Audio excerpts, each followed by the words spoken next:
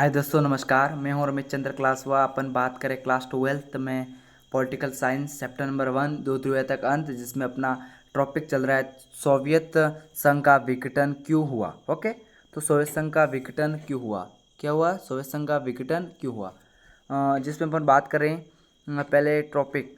तो सोवियत संघ की राजनीतिक और आर्थिक सत्ता अधूरी कमजोरी के कारण लोगों की आकांक्षा पूरा नहीं कर सकी। यही सोवियत संघ के पतन का प्रमुख कारण था। यानी कि सोवियत संघ की जो सरकार थी वो जनता के प्रति जो भी कार्य करने थे, उनका फर्ज बनना था, वो कार्य नहीं कर सकी, जिसके कारण से जनता ने उनका साथ छोड़ दिया।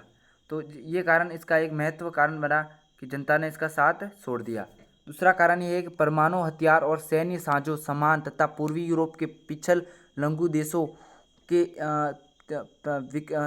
देशों के विकास हुए खर्चों से सोवियत संघ पर गहरा आर्थिक दबदबा और सोवियत व्यवस्था का इनका सामना नहीं कर सकी। सोवियत यानी कि इसका कहना है कि हथियार यानी कि शीत युद्ध चल रहा था और तो अमेरिका की हथियार कर रहा था, यानी कि अमेरिका की हथियार करने के चक्कर में अपने खुद जगह पर आर्थिक विकास करना और हथियारों पर खर्चा कर दिया और सैन्य पर कर दिया, और पूर्वी यूरोप के जो पिछड़े हुए देश उनके ऊपर खर्चा करने के कारण से अपने राज्य अपने सरकार अपने देश में वो पैसा नहीं लगा सका, ताकि वहाँ खुद की जनता भूख मर गई और उससे जनता नाराज हुई और उनका साथ छोड़ दिया।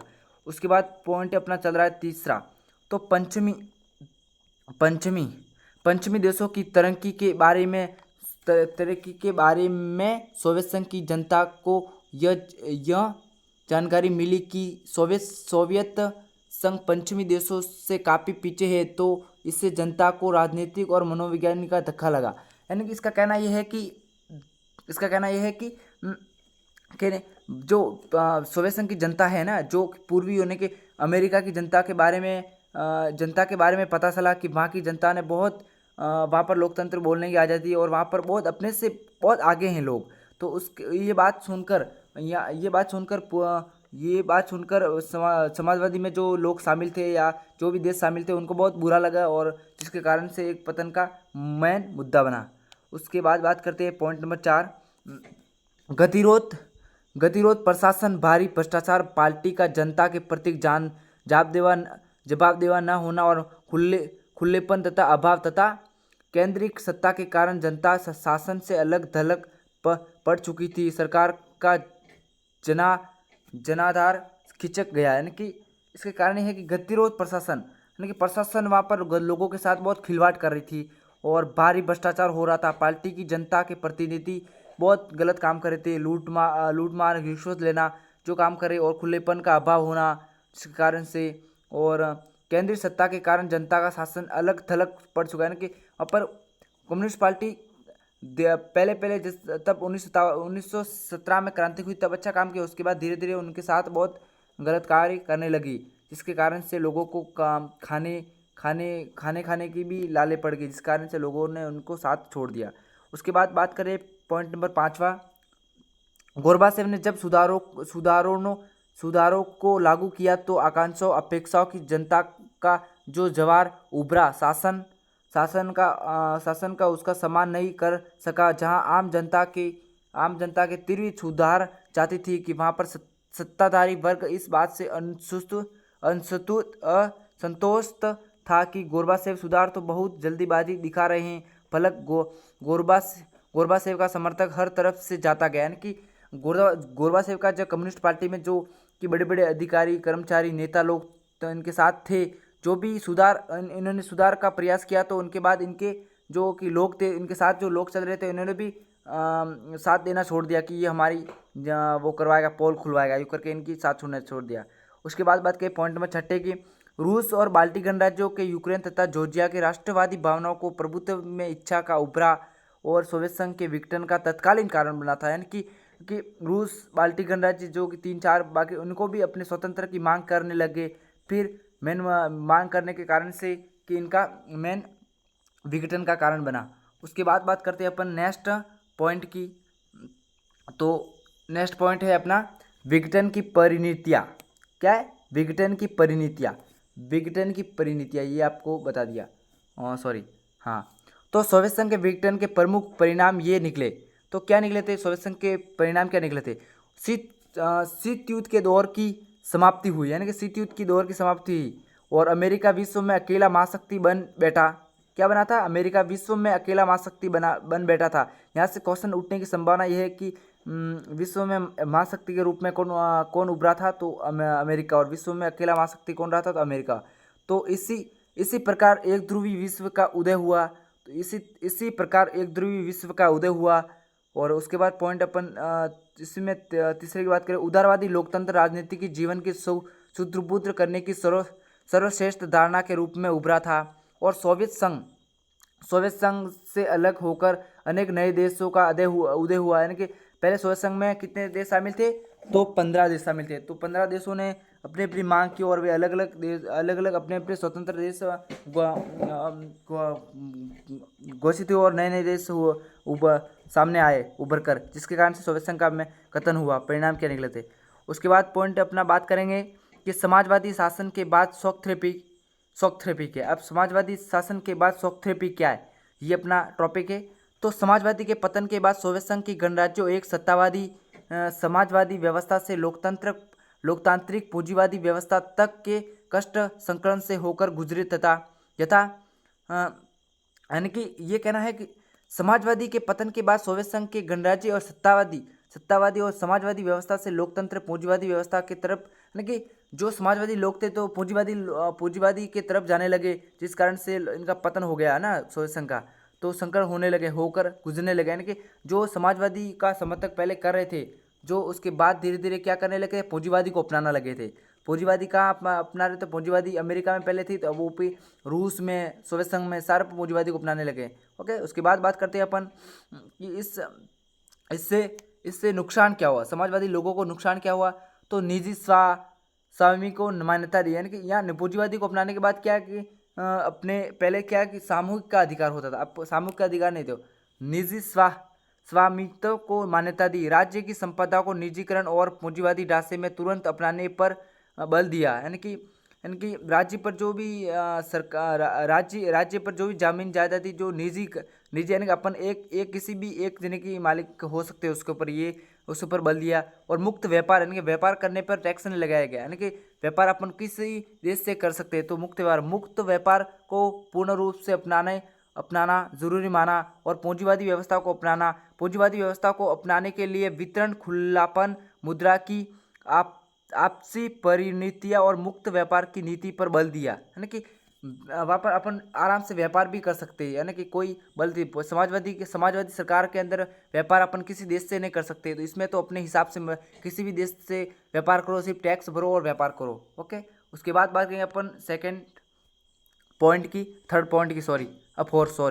पॉइंट की पंचमी देशों के अप्रत्यक्ष संबंध का स्थापना, यानी कि पंचमी देशों को प्रत्यक्ष संबंध की स्थापना। सोवियत संघ के खेमे के देशों के बीच में मौजूद व्यापारिक गठबंधनों को समाप्त करके प्रत्येक देश को सीधे पंचमी देशों से जोड़ा गया, यानी कि जो भी समाजवादी देश थे जो कि पूंजीवादी देशों के साथ जुड़ने लगे, ओके, तो सीधे उन्हें गठबंधनों के साथ सीधा जोड़ा गया और किसी संगठन के साथ जोड़ा गया। उसके बाद बात करते हैं अपन टॉपिक अपना शॉक थेरेपी के परिणाम क्या थे। तो शॉक थेरेपी का परिणाम क्या थे? शॉक थेरेपी से पूरे क्षेत्र में अर्थव्यवस्था को तहस नहस हो गई। पूरा राज्य निरंतर औद्योगिक ढांचा शर्मा गया। 90% उद्योग को निजी कंपनियों में बेचा गया, यानी कि इनको शॉक थेरेपी से बहुत नुकसान हुआ समाजवादी लोगों को, क्योंकि वहाँ पर पूंजीवादी को अपनाया गया तो वहाँ कंपनियों को बेचा गया, बहुत कम पैसों में कंपनी को बेचा गया। और रूसी मुद्रा रूबल के मूल्य में नाटकीय डंग की गिरावट आई कि वहाँ पर रूसी मुद्रा का तो वहाँ पर कोई वैल्यू नहीं रहा। उसके बाद तो मुद्दन इतनी बढ़ गई कि लोगों को जमा पूंजी जाती रही, यानी कि जितनी भी इन्होंने समाजवादी को छोड़कर पूंजीवादी अपनाया तो उनको बहुत नुकसान हुआ। जो पूंजी इनको जमा कर रखी थी जैसे बैंकों में, वो भी इनके हाथ से चलेगी।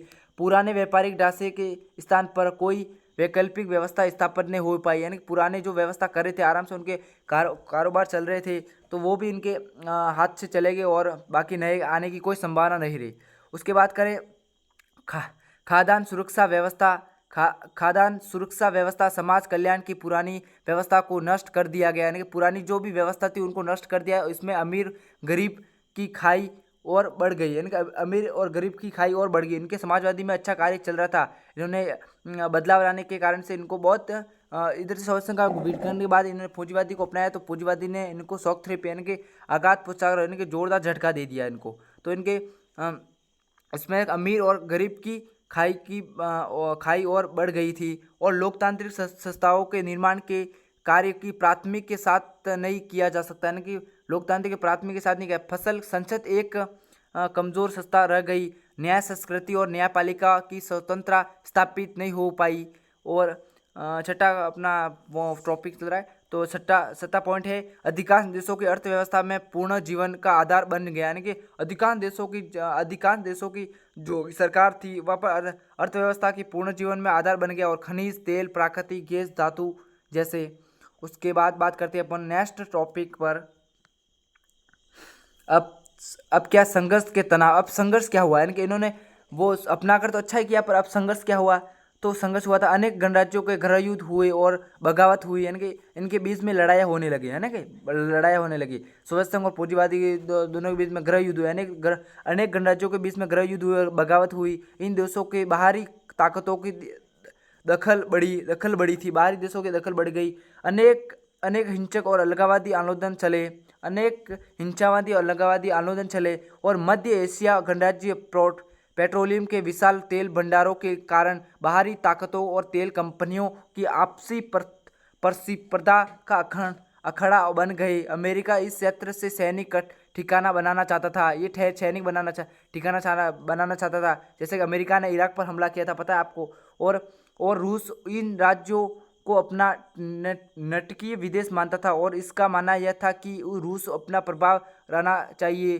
चीनियों ने भी सीमांती क्षेत्र के आकर व्यापार शुरू कर दिया, यानी चीन वालों ने भी व्यापार चालू कर दिया।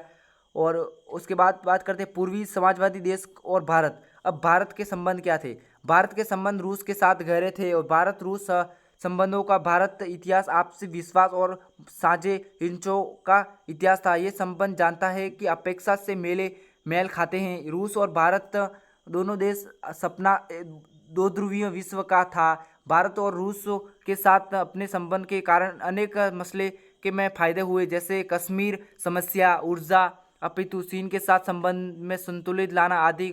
और रूस और भारत के साथ लाभ यह होना कि भारत अनेक हथियारों का एक बड़ा भारत यानी कि रूस को क्या फायदा था भारत के साथ रहकर, तो भारत उसके हथियारों का एक सबसे बड़ा खरीदार देश था। रूस ने तेल के संकट में कड़ी में भारत की हमेशा मदद की, और रूस भारत के प्राणिक के लिए बहुत अच्छा कार्य किया था इसने। तो भारत और इनके साथ बहुत अच्छे संबंध थे, जिसके कारण से इनके संबंध थे। उसके जो भी इस पढ़ा उसके अंदर अपन कि इस चैप्टर से अपन बात करते हैं 2 नंबर का क्वेश्चन भी आने की संभावना है। तो इसमें मेरे को क्वेश्चन आने की बात तो यहाँ अच्छे लगती है कि शोषण संघ का विघटन क्यों इसके परिणाम पहुँच सकता है, और समय नहीं तो फिर भारत और रूस के संबंध पहुँच सकता है, क्योंकि अभी तक ये क्वेश्चन आया था तो दोनों पहुँच सकते हैं। इसको ध्यान से पढ़े, और इसके अपन ऑब्जेक्टिव क्वेश्चन पढ़ेंगे अपन सुबह, आपको वीडियो अपलोड मिल जाएगा, है ना। तो इससे हम पढ़ेंगे, और अपन आज का ये चैप्टर पूरा समाप्त। अपन कल से नया चैप्टर स्टार्ट करेंगे। और इसी के साथ मैं आपसे रिक्वेस्ट है कि वीडियो पसंद आया तो लाइक करें, और समझ में आया सब्सक्राइबर करें। और इसी के साथ वीडियो को समाप्त कर रहे हैं अपन। ओके, अपन थोड़ी 1 मिनट रहा है तो अपन बेसिक की जानकारी ले लेते हैं। तो अपन बात करते हैं कि मिखाइल गोर्बाचेव कम्युनिस्ट पार्टी के महासचिव कब बने, तो 1985 में बने थे। ओके, उसके बाद बात करते हैं प्रथम विश्व युद्ध कब हुआ, द्वितीय विश्व युद्ध, नाटो की स्थापना हुई थी, वार्सा संधि कब हुई थी। ओके, तो वीडियो 15 मिनट से ज़्यादा होने के बाद वीडियो यूट्यूब पे अपलोड नहीं हो रहा है, जिसके कारण से अपन वीडियो को समाप्त कर रहे हैं। नेक्स्ट वीडियो में अपन ऑब्जेक्टिव के रूप में करेंगे, तब डिटेल से 15 मिनट में आराम से पढ़ेंगे। ओके।